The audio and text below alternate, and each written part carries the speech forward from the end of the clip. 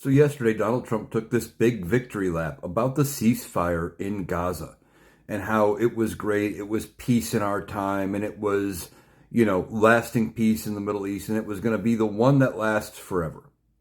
Now we're already hearing that Israel has attacked and killed several members of either Hamas or Palestinians from Gaza, one of the two, depending on the report you read. But either way, they are not abiding by the ceasefire in its entirety, and they've already said that they don't necessarily intend to allow all of the humanitarian aid into Gaza that was agreed to as part of the ceasefire. And we're only on like step one of the ceasefire. It was like a 20-step program. But of course, on step one, Donald Trump had to declare victory.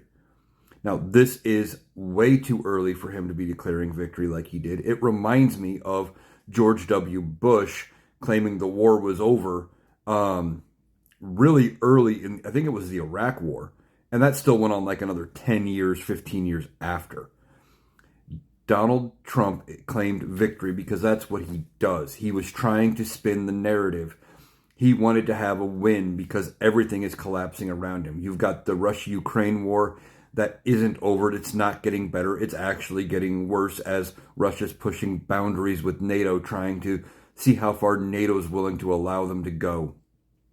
You have the economy that's failing. You have his tariff policies that aren't working.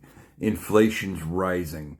His immigration policies aren't working. The government is currently shut down.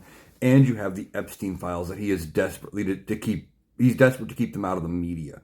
So all of this is going on. He needs a win of some kind. So he takes this premature victory lap and is trying to say that they have peace for all time. It hasn't even been 2 days. It hasn't even been a day. And it sounds like they're already breaking the ceasefire agreement or pushing the boundaries at least. And we could be going right back to how things were. And who would we have to blame? Well, Donald Trump would try to find a way to blame anybody but himself, because he would say, see, I brought them peace and they couldn't keep up on it. Well, I did my part. And he'd probably try to walk back. The other reason he was taking this victory lap was trying to rub it in the face of everybody because he didn't get the Nobel Peace Prize. He wanted that so desperately. He thought negotiating the ceasefire would get him the prize at the very last minute. But those decisions were made months ago.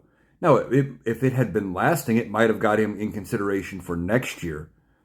But he didn't get it this year. And he's desperate to spin the narrative to make it seem like he's the peaceful person. But it sounds like it's broken already. We'll see if it actually stays broken or if they go back to the ceasefire.